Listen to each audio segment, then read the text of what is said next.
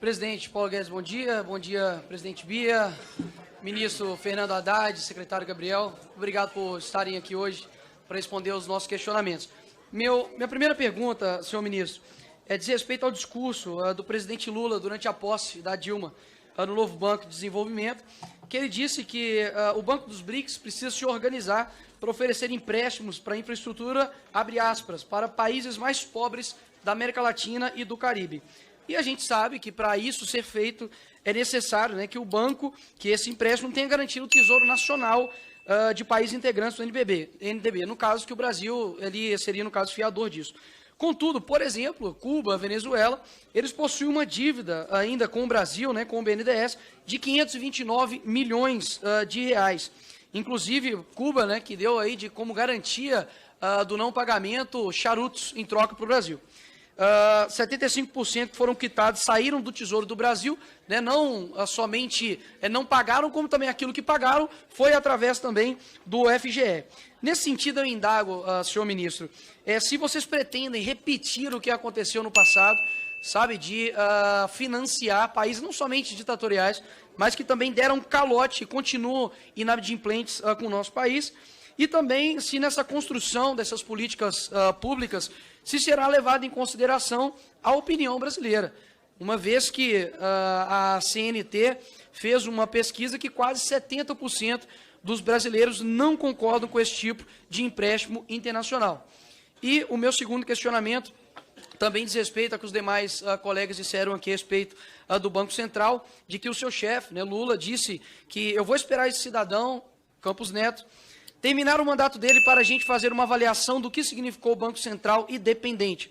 Contudo, no seu próprio plano de governo de 2018, Fernando Haddad, o senhor disse que o Banco Central manteria sua autonomia e seu mandato de controlar a inflação, permanecendo atento a temas como a estabilidade do sistema financeiro e o nível de emprego. Novamente, em janeiro agora, o senhor afirmou que não tem que estar satisfeito ou insatisfeito com o Banco Central, mas respeitar a autonomia da autoridade monetária. Então, considerando essas diversas incongruências, inconsistências, até mesmo dentro do PT, Kim Kataguiri citou aqui o que aconteceu com o seu correligionário do PT e essas críticas feitas, inclusive, ao regime fiscal, eu gostaria de saber se realmente tudo isso passa somente de uma falta de preparo, ou se é uma falta de incompetência, ou pode ser também aí os dois. Essa fica aí a minha pergunta, porque eu quero saber quando o povo brasileiro, de fato, vai ter as concretizações das promessas que foram feitas pelo seu chefe, como, por exemplo, até mesmo metaforicamente ou não, né, da picanha, ou do emprego, né, do aumento da distribuição de renda. Gostaria de saber, porque realmente a gente quer ver um país para frente, e acredito que esses daí são as minhas perguntas. Obrigado, ministro.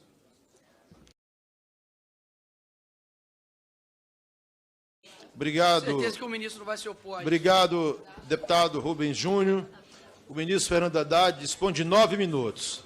3 minutos para cada pergunta. Eu respondo com gosto todas as perguntas, sem nenhuma dificuldade, e me coloco à disposição dessa casa para voltar aqui, se for necessário, que sempre é necessário prestar contas do trabalho do Ministério da Fazenda. Deixa eu começar pelo Banco Central, porque as 3 perguntas mencionaram o Banco Central, acho importante, né?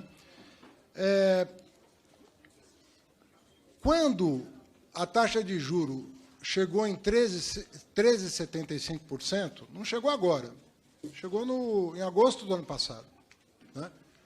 E chegou em agosto do ano passado a 13,75% porque houve uma farra. Houve uma farra durante as eleições, que, tudo somado, nós chegamos, em termos anualizados, deputado Mauro Benevides, a 300 bilhões de reais. Gasto anualizado durante as eleições. Entre desonerações, gastos adicionais, auxílios, tudo aquilo que foi feito de maio, junho do ano passado até a eleição. O Banco Central, PEC dos precatórios, né, o calote dos precatórios. Então, a autoridade monetária subiu a taxa de juro por completo descontrole das contas públicas.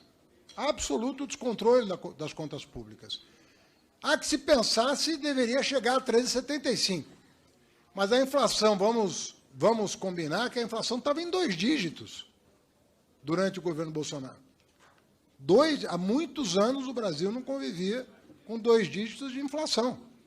Chegou a 2 dígitos e aí o Banco Central se viu na contingência de subir de 2, né? Porque chegou a 2 a taxa de juros, ocasião em que o câmbio foi a 5. Quando o juro foi a 2, o câmbio foi a 5, porque os investidores estrangeiros acharam que aquela taxa era insustentável, de 2%. O câmbio que estava em 4 foi para 5 e não saiu mais dos 5. Nem com os 13,75 ele baixou. Mas a inflação caiu, começou a cair, né? E o movimento do Banco Central foi um reflexo do que aconteceu no ano de 2021, sobretudo em 2022. O que aconteceu das eleições para cá é o oposto. Nós começamos a corrigir toda aquela confusão que foi estabelecida no processo eleitoral. Confusão fiscal. Então, já no dia 12 de janeiro, eu estava tomando medidas saneadoras. No final de fevereiro, reoneração dos combustíveis. Agora, em março, a decisão do STJ, a aprovação do preço de transferência, são medidas saneadoras. E, portanto, abre-se espaço para a redução da taxa de juros. Essa que é a verdade. E se você consultar vários especialistas, ninguém está fazendo política aqui, estamos falando de técnica.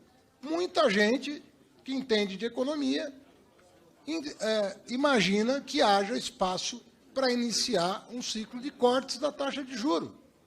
E isso não é ofensa nenhuma. É um debate que pode ser feito tranquilamente na sociedade. E um debate técnico. Um debate técnico. Não tem a ver com política. Inclusive, eu queria dizer que durante os 8 anos do governo do presidente Lula, nós só tivemos um presidente do Banco Central, que foi o Henrique Meirelles. E ele agiu com plena autonomia, sem a lei da autonomia. Agiu com plena autonomia e basta perguntar a ele. Nunca houve. E nem por isso o saudoso Zé Alencar, vice-presidente, deixava de criticar as taxas de juros praticadas. E qual é o problema disso?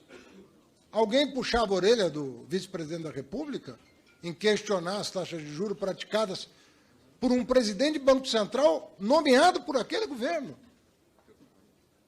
Então, não vamos politizar essa questão. Não se trata, não existe questão pessoal aqui.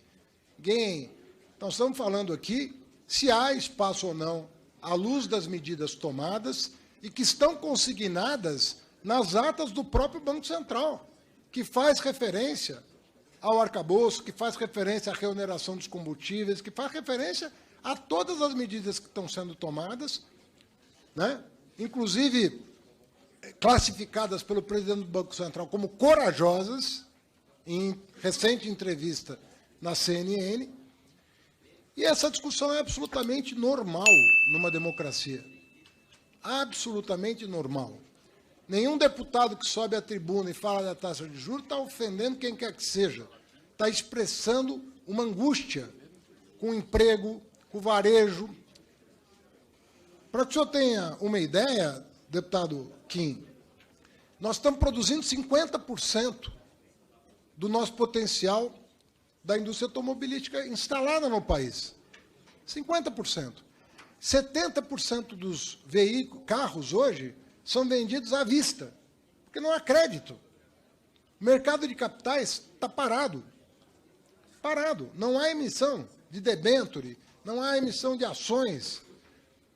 E isso pode atravancar, sim, o crescimento mais vigoroso da nossa economia.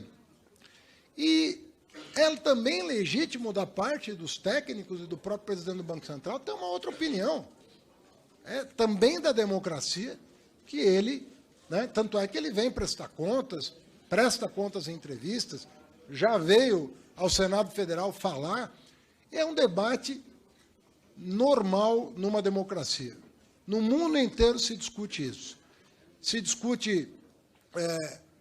o mundo hoje, desenvolvido, tem uma taxa de inflação superior à nossa e trabalha com juro negativo. Juro negativo. Né? Pega a Inglaterra. Eu tive com o ministro das Finanças da Inglaterra, lá no G7. A inflação na Inglaterra está em 10%, segundo ele me informou. E a taxa de juro não está em 10%. Ou seja, a taxa de juro está negativa. Então, cada país tem a sua realidade. Não estou dizendo que aqui é o caso, só estou dizendo que entre ter uma taxa de juro negativa e ter uma taxa real de juro de 8% ao ano, existe talvez um espaço para ponderação de se é necessário, com os dados projetados, se é necessário manter a taxa de juro em 13,75. Grandes empresários estão fazendo esse debate. Será que esses grandes empresários estão desrespeitando quem quer que seja? Estão questionando a autonomia do banco, a qualidade técnica do seu corpo administrativo? Não. Estão ponderando sobre a realidade concreta do empresário, do trabalhador. E não há nada que desabone ninguém. É um debate que se faz no mundo inteiro. E não há nenhum problema com isso. Nós temos que nos reacostumar com a democracia. Democracia é isso, a gente poder conversar, poder falar, poder emitir uma opinião. O fato de eu entender que há espaço para um ciclo de corte não é uma ofensa. Eu, como ministro da Fazenda, posso opinar. E isso não deveria ferir suscetibilidades. Até porque eu não estou questionando a autoridade monetária, do ponto de vista do seu poder de definir a taxa básica de juros. Eu estou ponderando sobre o que é melhor para o Brasil, né?